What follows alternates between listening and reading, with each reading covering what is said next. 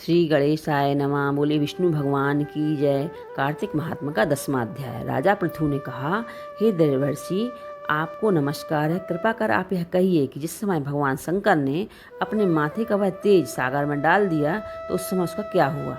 नारद जी ने कहा, हे राजन, जब भगवान शंकर ने अपना तेज क्षीर सागर में डाल दिया तो उस समय शीघ्र ही बालक होकर गंगा सागर के संगम पर बैठकर संसार को भय देने वाला रुदन करने लगा। इसके रुदन से समस्त संसार व्याकुल हो उठा।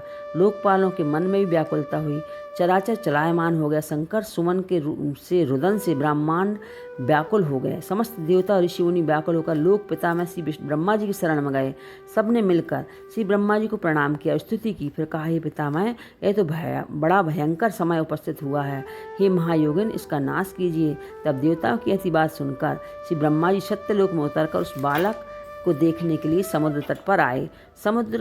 समुद्र ने ब्रह्मा जी को आता देखकर प्रणाम किया। बालक को उठाकर उनकी गोद में दे दिया। तब विस्मित होकर ब्रह्मा जी ने पूछा, हे सागर, तुम शीघ्र कहो, यह बालक किसका है। समुद्र ने विनम्र शब्दों में कहा, हे प्रभु, यह मैं तो नहीं जानता, किंतु मुझे इतना अवश्य ज्ञात है कि गंगा सागर के संगम पर प्रकट हुआ है। अतएव हे जगत गुरु, आप इस बालक का जात कर्म आदि संस्कार कीजिए, इसका जातक फल बताइए। नारद जी कहते हैं, इधर तो सागर ब्रह्मा जी के गले में हाथ डालकर बार बार उनका आकर्षण कर रहा था।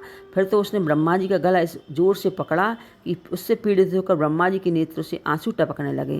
किसी प्रकार ब्रह्मा जी ने अपने दोनों हाथों को पका जोड़ लगाकर अपना गला छुड़ाया और सागर से कहा, हे सागर, सुनो, मैं तुम्हें पुत्र का जातक का फल कहता हूँ। मेरे नेत्रों से जल निकला है, इस कारण इसका नाम जलंधर होगा।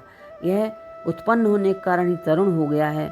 इसको सब शास्त्रों का परगामी, महापराक्रमी, महावीर, जवान, महायोद्धा और ऋण दुर्मद होगा। यह बालक सब दैत्यों का अधिपति और भगवान विष्णु को जीतने वाला होगा। यह कहीं भी न हारेगा। एक भगवान शंकर को छोड़कर यह सबसे अवध रहेगा। जहाँ से उत्पन्न हुआ है, फिर वहीं इसकी स्त्री, वही बड़ी पतिव्रता, सौभाग्यशालिनी, सर्वांग सुंदरी और परम मनोहर, मिष्ट भाषिणी और शीलवान होगी। नारद जी कहते हैं, हे राजन, सागर से ऐसा कहकर ब्रह्मा जी ने शुक्राचार्य को बुलाकर उनके हाथों में बालक का राज्याभिषेक कराया और आप अंतर्ध्यान हो गए। फिर तो बालक को देखकर सागर बड़ा ही प्रसन्न हुआ और घर पर आ गया। कितने ही उपाय से उसका पालन कर उसको पुष्ट किया। फिर कालनेमिक नामक असुर को बुलाकर उसका वृंदा नाम की कन्या से सविध विवाह करवा दिया। उस विवाह में बड़ा उत्साह हुआ। श्री शुक्राचार्य जी के प्रभाव से स्त्री सहित जालंधर दैत्यों पर राज करने लगा। सोली कृष्णचंद्र भगवान ने की जय। कार्तिक महात्मा का 10वां अध्याय समाप्त हुआ।